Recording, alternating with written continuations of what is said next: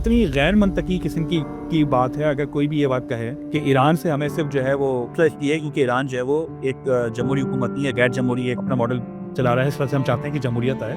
United kingdom और USA एक पक्का इत्तेहादी बना हुआ है यूएई की हुकूमत के साथ, सऊदीया की हुकूमत के साथ, सारी गल्फ कंट्रीज के साथ, इजिप्ट के साथ, खुद वेस्ट के अंदर जर्मनी में प्रो पैलेस्टाइन रैलीज के ऊपर जिस तरह क्रैकडाउन किया गया कि हज़ारों वीडियोस हैं यार। इस तरह मतलब हम अपनी पंजाब पुलिस को भूल जाएंगे कि जिस तरह उन्होंने ठुड्डे मारे हैं, बट मारी हैं और अपने वेपन इस्तेमाल किए हैं खवातीन के ऊपर। अस्सलाम वालेकुम, welcome to all of you. एक मरतबा फिर एक सुलगता हुआ डिस्कशन यासिर सिद्दीकी और मोहम्मद अदीब के साथ। यासिर भाई, करंट सिनेरियो, ईरान के अंदर होने वाले मुजाहिरे, उसके बाद आलमी तौर पर जो माहौल में शिद्दत बढ़ रही है, सियासी जो एक पोलराइजेशन हो रही है, कैसे देखते हैं इस सारी सिचुएशन को? इसमें सबसे इनिशियल बात तो ये है कि बाकी में पोलराइजेशन ऐसी खतरनाक सी है कि अगर आप किसी एक तरफ अपना झुकाव रखेंगे, यानी कि अगर आप एक ही जुमले में ये बात कहें कि जो ईरानियन गवर्नमेंट है उसने एक थियोक्रेटिक और अथॉरिटेटिव जो मॉडल अपनाया हुआ है उसकी वजह से लोगों के जो मसाइल हैं और जो उनके हुकूक हैं वो सल्ब हो रहे हैं, तो ये उसका एक रिएक्शन है। अगर आप ये बात कहेंगे तो आपको ऑब्वियसली बात है फॉरेन एजेंट कहा जाएगा। दूसरी तरफ अगर आप ये बात कहेंगे कि ये जो अ, ईरानियन जो गवर्नमेंट है ये प्योरली, यानी कि जो इसकी एजुटेशन है, ये प्योरली इसके पीछे फॉरेन पावर्स इन्वॉल्व हैं और वो चाहती हैं कि वहाँ पे रिजीम चेंज हो, जो कि इस खित्ते के लिए सही नहीं है। अगर आप एक तरफ ये बात कहेंगे, तो आपको कहा जाएगा कि जी आप मुल्लाओं का का दिफ़ा कर रहे हैं, मुल्लाओं को डिफेंस कर रहे हैं। जो ईरानी यानी कि हेजेमनी है रीजन में, आप उसका दिफ़ा कर रहे हैं। तो थोड़ी-सी नुआंस सिचुएशन है इस हवाले से। तरतीब ऐसी नहीं है कि जैसी दे मतलब थोड़ी-सी नुआंस सिचुएशन है और इतनी आसान और सादा नहीं है। सबसे पहली बात तो ये है कि बहुत सारे लोगों को ईरान की जो गवर्नमेंट स्ट्रक्चर है उसका मालूम ही नहीं है और उस पे तनकीद करना या उसके ऊपर या उस पे कोई एनालिसिस या अपनी कोई राय कायम रखना, वो बहुत ही अनइन्फॉर्म्ड डिसीजन मेकिंग प्रोसेस का हिस्सा बन जाती है। जब आपको पता ही नहीं है, आप समझते हैं कि जी ईरान जो है वो भी एक अफ़गानिस्तान की तरह का कोई मॉडल है, वहाँ भी कोई बादशाह बैठा हुआ है यूएई की तरह या सऊदीया की तरह। तो आपको अगर मालूम नहीं है, तो आपकी राय ऑब्वियस सी बात है वो शेप करेगी इसी वजह से। मुस्लिम वर्ल्ड में देखा जाए तो मुस्लिम वर्ल्ड में ये बात भी ज़रूरी है कि फ़िरका वाराना एक अंसर भी आता है। जो लोग एक ख़ास मकतब फ़िक्र से ताल्लुक़ रखते हैं, वो ईरान को वैसे ही पसंद नहीं करते। तो वो उस चक्कर में ये भूल जाते हैं कि जी जो ईरान अ, की जियोपॉलिटिकल सिचुएशन है या उसकी पोज़ीशन है, वो किस तरह और किस अंदाज़ से जो वेस्टर्न हेजेमॉन्स हैं, जो इस वक़्त दुनिया के ऊपर काबिज़ होके बैठे हुए हैं हर लिहाज़ से, उनको किस तरह फ़ायदा पहुँचाएगी। तो ये एक मिसिंग एलिमेंट है। फिर एक तबका वो है कि जो चूँकि उसकी लॉयल्टी जो है वो उस फ़िरके की वजह से ज़्यादा है, तो वो इस बात को एप्रिशिएट नहीं कर पाता कि यार ईरान के लोगों के असल जेन्युइन इश्यूज़ भी हैं, जो कि उस गवर्नमेंट से तंग हैं, जो कि उस गवर्नमेंट की ओवरऑल पॉलिसी से तंग हैं और ख़ासकर जो अ, सेल्फ डिटर्मिनेशन पॉलिटिकल राइट्स हैं और तो उसको मिनिमाइज़ किया गया है, उससे तंग हैं। तो ये एक ही वक़्त में दोनों बातें ठीक हो सकती हैं। पहली बात तो ये हो गई है। अब ईरान का गवर्नमेंट मॉडल जो है थोड़ा-सा समझते हैं वो है क्या? ईरान का गवर्नमेंट मॉडल बहुत यूनिक है। वहाँ पर इलेक्शंस होते हैं, इलेक्शंस के नतीजे में असेंबलीज़ भी बनती हैं और उन असेंबलीज़ के नतीजे में जो वहाँ की एग्ज़ेक्टिव बॉडी है, प्रेसिडेंट और सारी मिनिस्ट्रीज़ वो भी फ़ॉर्म होती हैं, यानी कि कैबिनेट भी बनती है। यूनिकनेस थोड़ी-सी ऐसी है। शूरा, आई थिंक वो शूरा ही कहते हैं अपनी उसकी मरकज़ी जो भी अपनी काबीना होती है। नहीं उसको हाँ, मतलब उसमें समझे ईरान में 2 शूरा हैं, यानी ये 2 बॉडीज़ हैं। एक तो जो लेजिस्लेटिव बॉडी है या जो एग्ज़ेक्टिव बॉडी जिस तरह इलेक्शंस के नतीजे में फ़ॉर्म होती है, वो तो हमने पार्लियामेंट के थ्रू हमने उसको डिस्कस कर लिया। ईरान में जैसे पाकिस्तान में सुप्रीम जो है वो यानी कि हर जो सुप्रीम अथॉरिटी है वो कॉन्स्टिट्यूशन को दी हुई है। तो ईरान में भी कॉन्स्टिट्यूशन बैरल है। लेकिन एक फ्रेमवर्क और है जिसके के नतीजे में पार्लियामेंट से ऊपर भी एक बॉडी है कि जो कि एक्चुअली ओवरआर्चिंग जिसके पास ओवरसीइंग पावर है, कि जो पार्लियामेंट को भी एक लिहाज से कंट्रोल करती है। और वो है ईरान की काउंसिल यानी कि एक्सपर्ट काउंसिल उसका एक फ़ारसी में नाम भी है, लेकिन उसको एक्सपर्ट काउंसिल कह लें कि उसमें कोई 80-90 के करीब क्लेरिक्स हैं या वहाँ उनके जो स्कॉलर्स हैं, उलमा किराम हैं, वो उसमें होते हैं। और वो 80 जैसे भी इसमें मैं इसको थोड़ा-सा ऐसे सेग्रीगेट कर सकता हूँ कि एक जो काउंसिल है वो मज़हबी लिहाज से है और एक काउंसिल जो जिसे कहते हैं जमहूरी अमल के ज़रिए मुंतखब होती है। Am I right here? हाँ, उसमें असल में आप बात सही कह रहे हैं, लेकिन देखें इस्लामिक रिपब्लिक ऑफ ईरान है ना, तो उसमें वो उस तरह तक़सीम नहीं करते और ना करना चाहिए क्योंकि उनका कॉन्स्टिट्यूशन का हिस्सा है। कैसा लगेगा कि अगर कोई किसी लिबरल डेमोक्रेसी में ऐसा बोले कि यार एक काम कर रहे हैं वो जमहूरियत को अलग रख रहे हैं और लिबरलिज़्म को अलग रख रहे हैं, तो कैसा लगेगा? अजीब-सी मंतक। तो चूँकि उनका गवर्निंग सिस्टम उस थियोलॉजिकल पर्सपेक्टिव से ड्राइव हुआ है, तो उसकी फ़ॉर्मेशन कैसे बनती है कि पार्लियामेंट हो गई, पार्लियामेंट से ऊपर उनकी क्लेरिकल एग्ज़ेक्टिव बॉडी हो गई जिसे आप एक्सपर्ट काउंसिल करें, वो एक्सपर्ट काउंसिल एक्चुअली फिर सुप्रीम लीडर को मुंतखब करती है। तो देखा जाए बज़ाहिर तो सारी पावर जो है वो सुप्रीम लीडर के पास है, ऑन पेपर भी, ऑन प्रैक्टिकल भी। सुप्रीम लीडर जो है वो जो एग्ज़ेक्टिव बॉडी है वो उसको भी देखते हैं। उसके अलावा सुप्रीम लीडर के पास ये भी अथॉरिटी है कि वो किसी प्रेज़िडेंट को हटा भी सकते हैं। उनके पास ये भी अथॉरिटी है कि वो असेंबली में कोई भी कानून पास है, उसको आप रोक भी सकते हैं कि अगर वो समझते हैं कि ये कानून जो है वो हमारे कॉन्स्टिट्यूशनल फ्रेमवर्क के अगेंस्ट है। तो अल्टीमेटली जो सारी पॉलिटिकल पावर है वो सुप्रीम लीडर के पास है। इस हवाले से ये एक यूनिक बात है, जभी मैं हमेशा ईरान के लिए क्वाज़ी अथॉरिटेटिव या क्वाज़ी थियोक्रेटिक टर्म यूज़ करता हूँ, क्योंकि अपनी एसेंस में कुछ तो डेमोक्रेटिक पावर्स डेलीगेट हुई नहीं है। यानी कि कुछ तो बात क्या है कि भाई असेंबली बनती है लोगों के हवाले से जो पॉलिसी मेकिंग है, जो कैबिनेट है वो बहरहाल अवाम की राय से बन रही है। लेकिन चूँकि उसमें एक वीटो पावर है टॉप नॉच, एक जो बारीक बात है वो ये है कि सुप्रीम लीडर भी रिमूव किया जा सकता है। उनके कॉन्स्टिट्यूशन में ये एक प्रोविज़न मौजूद है कि जिसके नतीजे में सुप्रीम लीडर भी वो जो 80-90 लोगों की मैंने बात की जो एक एक्सपर्ट काउंसिल है, वो उसके पास ये राइट है कि वो सुप्रीम लीडर को रिमूव कर सके और नया सुप्रीम लीडर लेके आ सके। और वो 80-90 लोग कौन हैं? वो 80-90 लोग भी उसी सिस्टम से निकल के आम लोग हैं जो उसी सिस्टम से निकल के उस मतलब उस बॉडी तक पहुँचते हैं। उस अब उसमें उसमें एक जो जमहूरी रिवायत के खिलाफ बातें हैं वो ये है कि वो एग्ज़ेक्टिव बॉडी तक पहुँचना बड़ा मुश्किल काम है। आपको उसी सिस्टम में यानी कि उसी सिस्टम में आपको पार्टिसिपेट करना पड़ेगा।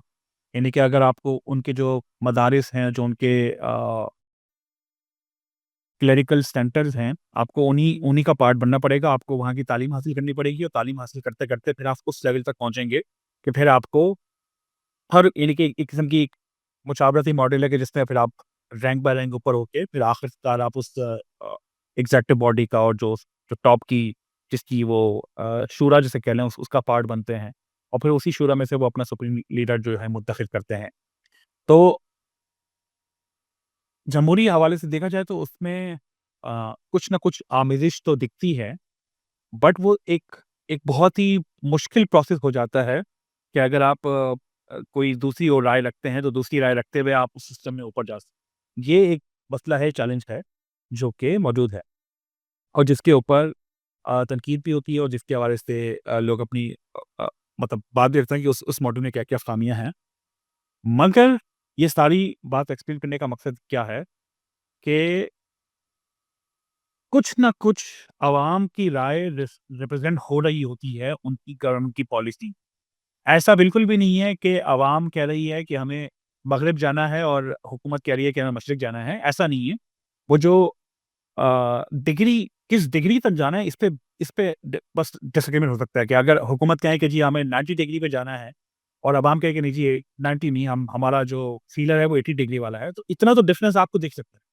क्यों क्यों क्योंकि मैंने एक्सप्लेन कर दिया उनका सिस्टम कि वो कहीं न कहीं अवाम की जो आम अवाम की अवामुन्नास की जो एक आरा है, जो राय बनती है, वो इस तरह ट्रांसलेट होके ऊपर पहुँचती है। तो उसको ये कहना कि ये बिल्कुल एक अथॉरिटेटिव रिजीम है, कोई नीचे पावर डेलीगेट नहीं हुई है और ऊपर 2-4 लोग बैठे हुए हैं, बस वही फैसला कर रहे हैं, ये हकीकत से बहुत ही दूर बात होगी। मगर उसको ये कहना कि ये आइडियल सिस्टम है, ये भी हकीकत से बहुत दूर बात होगी, क्योंकि कहीं किसी लिहाज से ये आइडियल सिस्टम नहीं है। उसको वो रिलेट जो है ना वो जमहूरी निज़ाम से ही करते हैं। ये क्लैरिटी मेरे ख्याल में होना हम सबको ज़रूरी है। ऐसा ही है? ईरान देखें, ईरान अपना वो इस्लामिक रिपब्लिक ऑफ ईरान कहते हैं, जिस तरह इस्लामिक रिपब्लिक ऑफ पाकिस्तान कहता है। तो वो कहीं न कहीं रिपब्लिक का मतलब क्या है कि अवाम की राय को अहमियत दे रहे हैं। सो उसमें जो मॉडल में उनकी खामियाँ हैं, वो मैंने आपको बता दी, उसके ऊपर एक अलग से प्रोग्राम भी कर सकते हैं कि वो उसकी वजह से इन्फॉर्मेशन एसिमेट्री कैसे पैदा होती है, उसकी वजह से जो हिंड्रेंसेस पैदा होती है, बंडल इफेक्ट क्या होते हैं, वो एक पूरा एक्सेप्टेड डिस्कोर्स है। सिर्फ बताने का ये ब्रीफ देने का मकसद ये है कि ईरान को हम वेस्ट की निगाह से ना देखें, बल्कि जो हमें जो एक्चुअल जो ग्राउंड रियलिटी है, उसकी निगाह से हम देखने के काबिल हो सकें। वेस्ट की निगाह से देखेंगे तो आपको ज़ाहिर-सी बात है ईरान और अफ़गानिस्तान में कोई फ़र्क नहीं दिखेगा। आपको ईरान और नॉर्थ कोरिया में कोई फ़र्क नहीं दिखेगा, कि जो कि ज़्यादती होगी इस हवाले से। अब जो वहाँ पे अनरेस्ट है, वो अनरेस्ट एक किस्म की सिविल समझें कि सिविल क्लैश में कहूँगा। सिविल वॉर तो नहीं, अल्लाह ना करे, क्योंकि हमारे पाकिस्तान के नेबर है, फिर रीजन में उसकी एक एक अपनी बहुत स्ट्रैटेजिक वैल्यू है। लेकिन वो एक क्लैश है, और सिविल क्लैश ये है कि जो प्रो गवर्नमेंट लोग हैं, उनकी राय गवर्नमेंट के साथ है कि जो जो उनकी गवर्नमेंट की पॉलिसीज़ हैं अ, वो ठीक हैं, और जो एंटी गवर्नमेंट पॉलिसी वाले हैं, वो भी प्रोटेस्ट कर रहे हैं गवर्नमेंट के हवाले से। जो बुनियादी जो बुनियादी समझे कि एक की डिफरेंस है, वो ये है कि जो लोग खिलाफ में प्रोटेस्ट कर रहे हैं, वो चाहते हैं कि ईरान इस्लामिक रिपब्लिक से हट के एक लिबरल डेमोक्रेसी बन जाए।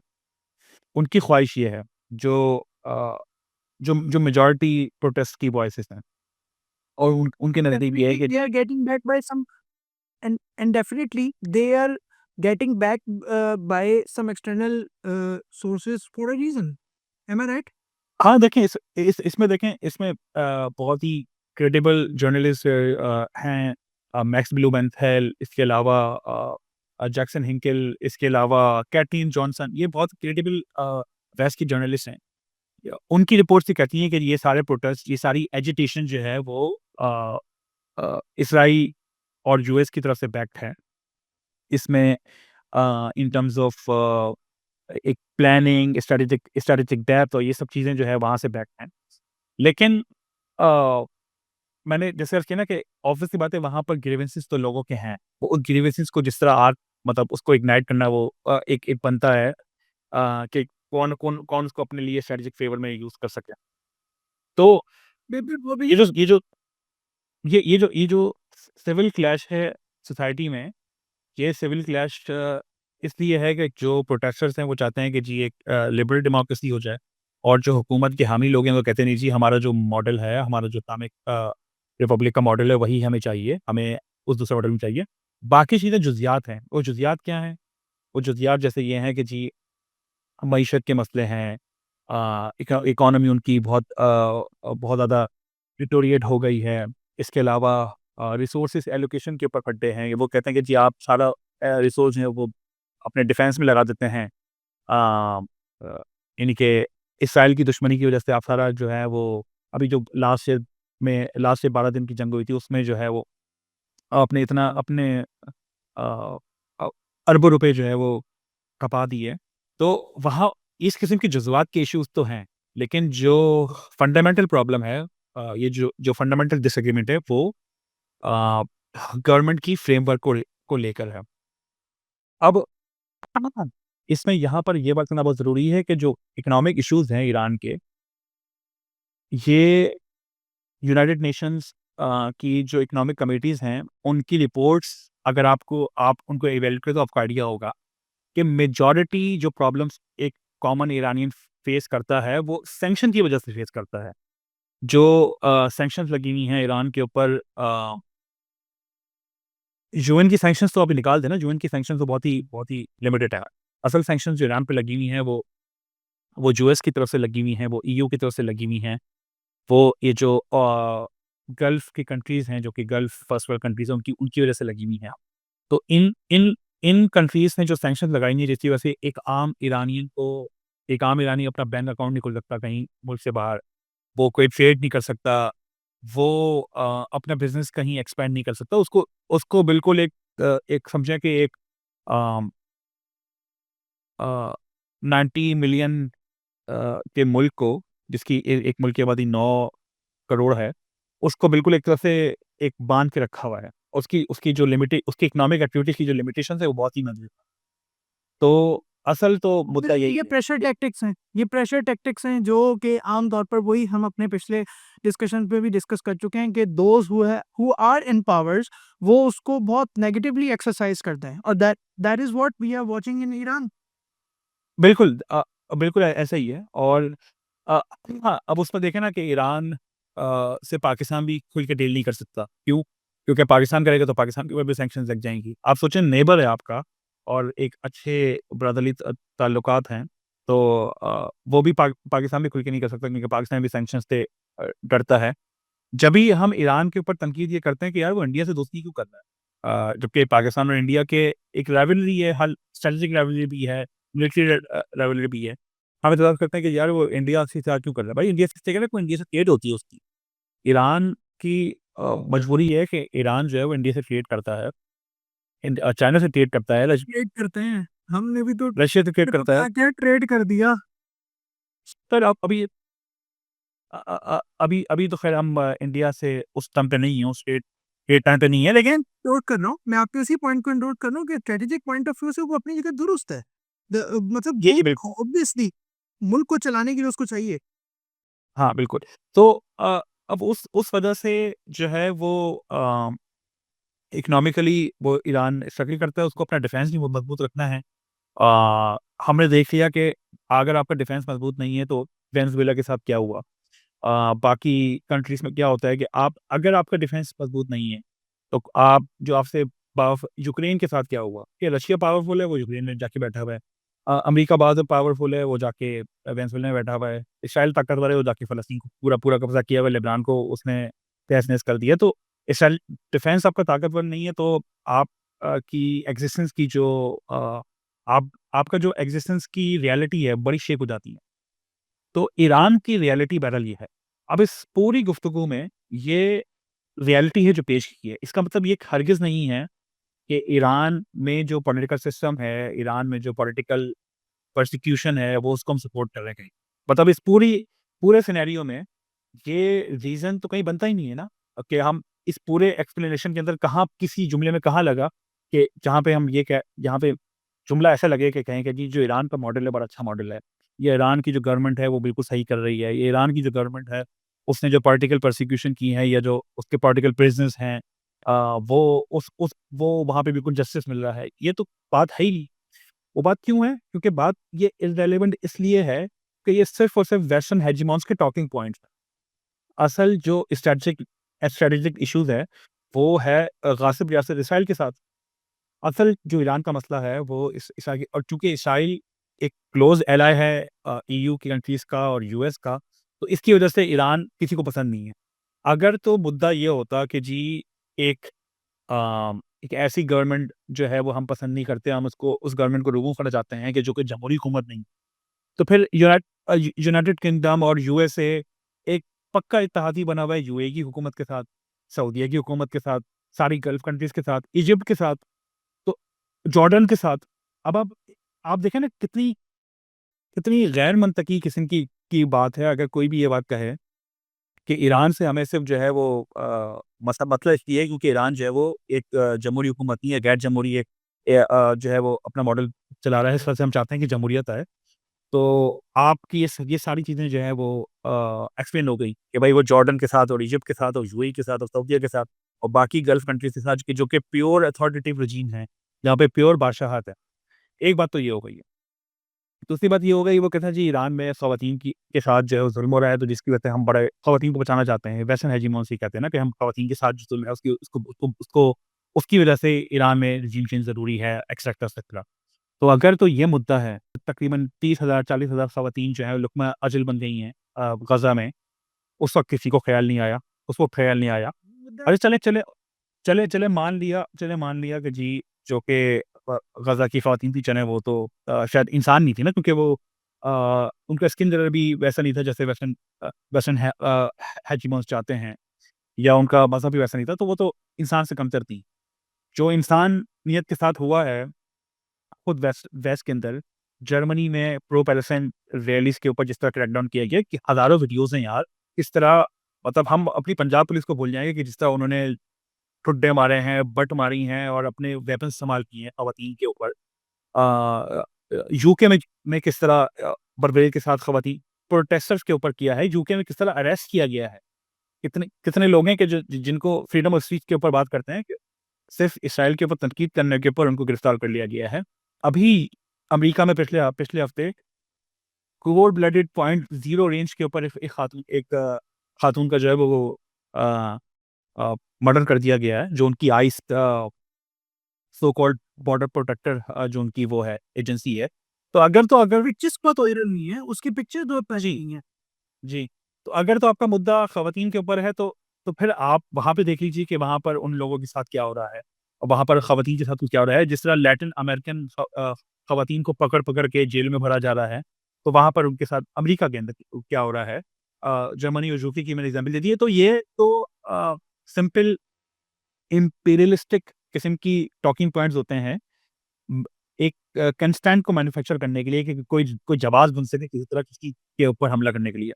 ना जमहूरियत जो है वो इनका टॉकिंग पॉइंट है, जितने भी वेस्टर्न हेजीमोन्स थे और ना ही ख़वातीन के हुकूक इनका कोई पॉइंट ऑफ पर्पस है। वो किसी ने मशहूर में कहा था ना कि जब भी अमेरिका किसी भी मुल्क की ख़वातीन के हुकूक की फ़िक्र करने लगता है, उसके बाद वही ख़वातीन अमेरिका की बमबारी का शिकार होती हैं। तो ग्राउंड रियलिटीज़ तो ये हैं कि जिसकी वजह से जो पाकिस्तान में और मुस्लिम वर्ल्ड में लोग पाए जाते हैं, वो किसी सूरत भी ये ना सोचें कि अगर ईरान की ये करंट गवर्नमेंट गिरती है, कोई और पपेट गवर्नमेंट आती है, तो वो ईरान के लोगों के लिए बेहतर होगा, किसी सूरत बेहतर नहीं होगा। ईरान में जब अ, में जो हमने हाल अफ़गानिस्तान का देखा, अल्लाह ना करे वैसा हाल हो, जो लीबिया में देखा, अल्लाह ना करे वैसा हाल हो। जो यमन में, सोमालिया में, इराक में जो हाल हुआ, अल्लाह ना करे वैसा हाल हो। सो ये तो मुद्दा बिल्कुल कहते हैं ना कि आउट ऑफ द पार्क है, इसको निकाल दें कि ये किसी सूरत भी, कहीं भी। अब बात आती है कि इनके जो एक्टिविज़्म की बात कर लें कि एज़ समवन कि जो जमहूरी रिवायत के ऊपर यकीन रखता है, जो इंसानी हकूक के ऊपर यकीन रखता है, उसके लिए क्या है? तो भई आप एक ही जुमले में मैंने जैसे अर्ज़ की ना कि एक ही जुमले में आप दोनों बातें कह सकते हैं। आप ये कह सकते हैं कि यूएस इम्पीरियलिज़्म, वेस्टर्न इम्पीरियलिज़्म बुरा है, उसकी एक्सपेंशनिज़्म खतरनाक है।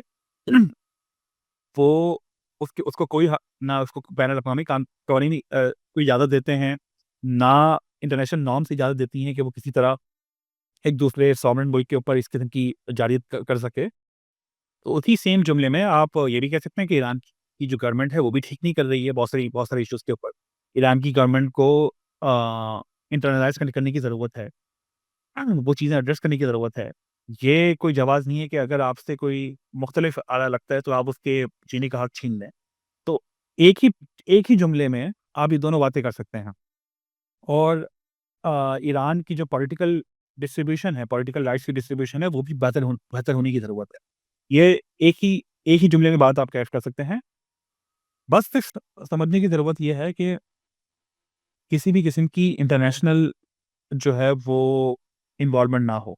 अभी मलाला यूसुफ़ज़ई साहिबा की मैंने पोस्ट देखी, यानी कि वो बिल्कुल एक इम्पीरियलिस्टिक टूल बनी हुई है, वो एक एक्टिविज़्म ऐसी एक्टिविज़्म कर रही है जिसे हम इम्पीरियलिस्टिक एक्टिविज़्म कहते हैं। अमेरिका के ऊपर उनको तनकीद नहीं होती।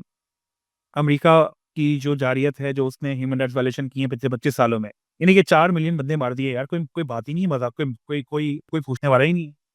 अ, अमेरिका के अंदर खुद में जो आइस उनकी कर रही है लैटिन अमेरिकन्स को और अफ्रीकन कम्युनिटी को जिस तरह शिकार बना रही है, यानी कि ऐसी इमेजेस आएँगी जैसे लगेगा कि यार ये कौन-सी दुनिया में रह रहे हैं हम। ये अपने आप को जमहूरियत कहते हैं उसके उसके दावेदार बनते हैं। जर्मनी में, यूके में जिस तरह क्रैकडाउन हुआ गया, तो वहाँ पर वो खामोश रहीं। वेनेज़ुएला में इंटरनेशनल लॉ की खिलाफवर्जी हुई, उस पे वो खामोश रहीं। उनको उनकी सारी एक्टिविज़्म जाग गई, जैसे ही कोई ईरान में इस किस्म का वाक़या हुआ। तो इसका मतलब क्या है? इसका मतलब ये है कि जो अगर आप कंसिस्टेंट नहीं है ना अपने प्रिंसिपल्स में, तो इसका मतलब ये है कि आप या तो किसी एजेंडे के तहत शिकार हो रहे हैं, जानते ना ना जानते हुए, या आपने फैसला कर लिया है कि जी मेरी मेरी जो ज़िंदगी का मकसद है वो है ही यही, कि मैंने कमज़ोर लोगों के ऊपर जो है वो उनको भाषण देने हैं, कमज़ोर लोगों के ऊपर उनको कहना है कि तुम क्यों ठीक नहीं होते हो, और जो ताकतवर है उसके उसको मुझे कहने की हिम्मत नहीं है। तो बस ठीक है, फिर अगर आपका ये मॉडल है तो आप मज़ीद जो है वो निखर के आ रही हैं, आप मज़ीद जो है वह अपने आप को एक्सपोज़ कर रही हैं इस हवाले से। हर हर हर गुज़रते इवेंट के साथ जो है मलाला यूसुफ़ज़ई की मेरी दिल में बहुत इज़्ज़त थी कि वाक़ई में उन्होंने एक उस वक़्त स्टैंड लिया कि जिस वक़्त एक जंग जारी थी, और भले उनके चीज़ों से इख्तिलाफ़ और इत्तेफ़ाक हो बहरहाल, लेकिन उन्होंने अपनी जान खतरे में डाली। अपनी जिस चीज़ के ऊपर वो यकीन रखती थी वो चीज़ उन्होंने की। लेकिन उसके बाद की उनकी ज़िंदगी देखें तो बड़ा अफ़सोस होता है देख के कि उनकी बाद की ज़िंदगी, हिलेरी क्लिंटन जो एक वॉर वॉर क्रिमिनल है, जो मतलब अगर कोई दुनिया में रूल बेस्ड ऑर्डर कायम होता तो उस वक़्त वो बेनहाक की जो है जेल के अंदर होती। उनके साथ मिलके उनका एक सारा एक्टिविज़्म चल रहा है। पाकिस्तान के लिए ब ब के लिए भी बहरहाल ये एक एक लेसन है। हाँ, एक अहम बात। सिलेक्टिव एक्टिविज्म जी, जी, बिल्कुल, बिल्कुल, अपनी मर्ज़ी बिल्कुल, का। वो बात हो बिल्कुल। गई ना, अब उसमें उसामा इकबाल ने कहा था कि चेहरा रोशन, अंदरून चंगेज़ से तारीक तर। यानी सो कॉल्ड इंटेलेक्चुअलिज़्म, सो कॉल्ड जो है ना वो प्रचार ह्यूमन राइट्स का भी, हर चीज़ का भी, लेकिन उसकी आड़ में जो रेस्ट जो कहानी है वो वर्स्ट है। जी, बिल्कुल, बिल्कुल। और ये ज़्यादातर जो लोग आपको ईरान के खिलाफ दिखेंगे, वो जेन्युइन जो कंसर्न्स हैं इरानियंस के, उसके ऊपर नहीं दिखेंगे, बस उनको रेजीम चेंज चाहिए। उनको चाहिए कि जी बस इसी तरह जो है वो ईरान में उनके मतलब की भले डिक्टेटरशिप आ जाए। ईरान की मैं आपको बता रहा हूँ कि यूरोपियन यूनियन हो या फिर यूएसए हो, इसको ये काबिल कबूल है कि उनके मतलब की डिक्टेटरशिप आ जाए किसी मुल्क में। ये काबिल कबूल है, मगर उनके खिलाफ कोई जमहूरियत भी ना चले। अगर कोई जमहूरियत जो उनके इंटरेस्ट के खिलाफ होगी, वो उसको भी चलने नहीं देंगे। लेकिन उनके इंटरेस्ट के साथ अलाइन करती हुई कोई बर्बरियत तरीन डिक्टेटरशिप भी होगी, वो उसको कबूल कर लेंगे। इजिप्ट की एग्ज़ाम्पल हमारे सामने है ना। अ, बह और मतलब लैटिन अमेरिकन कंट्रीज़ की तो एग्ज़ाम्पल दी जा सकती है कई हवाले से। सो अ, टकोस्ताबाज़ी है, कोई भी अगर इस प्रोपेगेंडे का शिकार होगा, तो उसको अपनी अकल इस्तेमाल करनी चाहिए, और अपनी अकल का फिर मातम भी करना चाहिए अगर वो इस चीज़ के प्रोपेगेंडे का शिकार हो रहा है। ये बियॉन्ड जो है वो सेक्टेरियन डिवाइड अब एक एक मसला है। ये बियॉन्ड एक एक एक एक रीजनल जियोपॉलिटिकल एक इश्यू है। अगर ईरान मुस्लिम कंट्री ना भी होता, मतलब वेनेज़ुएला के ऊपर हमने तनकीद की है कि वेनेज़ुएला से ना हमारा हमारा कोई मज़हब से ताल्लुक है, ना हमारा कोई कल्चर मिलता है, ना ट्रेडिशन मिलता है, बिल्कुल एक दूसरी दुनिया में है। लेकिन हमने उस पर तनकीद की ना, क्यों? क्योंकि उसूलों में कंसिस्टेंसी ही असल असल प्रिंसिपल है। कहते हैं उसूल, सबसे बड़ा उसूल यही है कि आप अपने उसूल कुर्बान ना करो। ये तो बात है। अगर आप अपने अपने अपने उसूलों में कंसिस्टेंट होंगे, तो भले वो कोई भी होगा, आप अपने ऊपर भी तनकीद कर रहे होंगे और दूसरे के ऊपर भी तनकीद कर रहे होंगे। यहाँ पर एक आखिरी बात, और बहुत ही मुझे एहतियात से कहनी है बात ये, क्यों क्योंकि हमारे पीटीआई के भाई जो हैं लोग जो हैं वो खफ़ा हो जाते हैं फ़ौरन ही, और जब वो खफ़ा होता है तो एक अच्छी बात नहीं होती, और उसका इदराक हम सबको है। पीटीआई के हवाले से जो उनकी उनकी स्टैंस है, उससे इत्तेफ़ाक है कि उनका हक मारा गया इलेक्शन में। उनके ऊपर पॉलिटिकल परसिक्यूशन हुई और अभी भी हो रही है और अभी भी उनको सही तरीके से पॉलिटिकल जो राइट्स कॉन्स्टिट्यूशन ने इंश्योर किए वो नहीं एक्सेप्ट नहीं दिया जा रहा। ये सब चीज़ों पे इत्तेफाक है, 100% इत्तेफाक है और हम शेयर करते हैं तो ये We actually support them in this stance. We actually support them in this stance. हाँ, बिल्कुल, बिल्कुल। जहाँ बस मतलब because of the principle, which you mentioned earlier. अब वो और अरे वो भले ये बोले वो कल को वो पीपल्स पार्टी के साथ हो, कल को नून लीग के साथ हो, किसी और पार्टी के साथ हो, प्रिंसिपल यही कहता है कि जी अवाम की राय की जो इज्जत है वो होनी चाहिए। इस वक्त अवाम की राय पिछले इलेक्शंस में वो पीटीआई के साथ थी, उनके लीडर को पॉलिटिकल परसिक्यूशन का निशाना बनाया गया, सियासी हवाले से उनके ऊपर जो है वो केसेस बनाए गए। इस सब के बदनकीद है। मसला सिर्फ ये है कि वो इसमें इतनी आगे बढ़ जाते हैं कि वो भूल जाते हैं कुछ, मैं सबकी बात नहीं कर रहा, लेकिन कुछ पीटीआई स्पोक्स पर्सन इतने आगे बढ़ जाते हैं कि वो भूल जाते हैं कि उनकी इस एक्टिविज्म से पाकिस्तान की रियासत को नुकसान पहुंच रहा है और जो पाकिस्तान के स्ट्रेटजी का वजह से दुश्मन है उनको फ़ायदा पहुंच रहा है। उसकी एग्जाम्पल ये है कि वो रिजीम का लफ्ज़ इस्तेमाल करते हैं और पाकिस्तान की वजह से कहते हैं कि जी पाकिस्तान में एक रिजीम आके बैठी हुई है, इसको हटाना बहुत ज़रूरी है और फिर वहाँ पे उस वाले से यूरोप में और यूके में और यूएस में प्रोपेगेंडा करते हैं या फिर लॉबिंग करते हैं। तो ये बिल्कुल सेम है जैसे हम ईरान की बात कर रहे हैं कि ईरान की हुकूमत से हमें मसले हैं, हमें ईरान की मतलब ईरान के लोगों की बात कर रहा हूँ। लेकिन अगर कोई ईरानी ये कहेगा कि जी अमेरिका बहादुर आ जाए, वो आके हमारी मदद करे, तो उसको क्या कहेंगे कि वो किस किस्म का बेवकूफ़ और अहमक किस्म का आदमी है ये औरत है, कि वो इस किस्म की गुफ्तगू कर रहा है। पाकिस्तान में भी यही है, अगर आप पाकिस्तान की हुकूमत से आपको इश्यू है या रियासत से इश्यू है, हमें भी है, सबको है, होने भी चाहिए बल्कि। जो हमारी जमहूरियत का और जो हमारे इंसानी हकूक़ का हाल है, उसको तो होने भी चाहिए, जिसको नहीं हो उसके ऊपर एक सवाल उठता है। लेकिन वो इस तरह एक्सट्रीट ना हो जाएँ आपके एक्टिविज़्म में, इतनी इंतहा पसंदी ना हो जाए आपके अंदर कि आप ये लाइन भूल जाएँ कि आप उस चीज़ को अपोज़ करते-करते किसी दूसरी फॉरेन बॉडी का आला करांदा बन रहे हैं। आप किसी दूसरे की स्ट्रैटेजिक जो है वो इम्पोर्टेंस या किसी की दूसरे की स्ट्रैटेजिक जो है वो कुछ किसी दूसरे को स्ट्रैटेजिक बेनिफिट ना दे रहे हैं। सो अमेरिका के साथ भी यही है कि अमेरिका को इन लाइन रखना बहुत ज़रूरी है और पाकिस्तान को चीन के हवाले से स्ट्रैटेजी हो या सऊदी और तुर्की के हवाले से स्ट्रैटेजी हो, बहुत ही एहतियात से देखनी पड़ती है। तो उसमें इस किस्म का प्रोपेगेंडा करना पाकिस्तान के हवाले से, पाकिस्तान है भी न्यूक्लियर स्टेट के खुदा न खास्ता कल को जो है वो ईरान अगर मतलब देखें हर चीज़ की कॉन्सिक्वेंस है। ईरान के गिरने के बाद अल्लाह ना करे ऐसा हो मेरे मुँह में खाक, लेकिन इनकी जो वेस्टर्न हेजेमॉन्स की प्लानिंग है वो ये है कि ईरान के गिरने के बाद अगले नंबर पाकिस्तान का ही है और पाकिस्तान की स्ट्रैटेजी देखते हुए वो पाकिस्तान में भी चाहते हैं कि जी इस किस्म की कोई सरगर्मियाँ होती रहें कि जो कि उनके उनके इंटरेस्ट को सिक्योर करके रखें। तो वैसे तो कहने की ज़रूरत नहीं है, लेकिन पाकिस्तान की जितनी हुकूमतें आती हैं वो कहते हैं ना वो वैसी राज़ी होती हैं, हम वैसी कि वो वैसी राज़ी होती हैं वेस्टर्न इंटरेस्ट सर्व करने के लिए। तो ज़्यादा ज़रूरत पड़ती भी नहीं है। लेकिन फिर भी एक पैरेलल मैंने कहा ना ईरान के हवाले से ये ज़रूर बनता है कि वो पाकिस्तान की पॉलिटिक्स में कि अ, जो इख्तिलाफ़ात हैं वो अंदरूनी इख्तिलाफ़ात हैं, उसको अंदरूनी हवालों से ही रिज़ॉल्व होना चाहिए। ईरान में भी ऐसा ही है कि किसी भी किस्म की बैरूनी मुदाख़लत के ख़िलाफ़ हैं, होने चाहिए हम सब और पाकिस्तान में भी हम किसी किस्म की बैरूनी मुदाख़लत के ख़िलाफ़ होने चाहिए।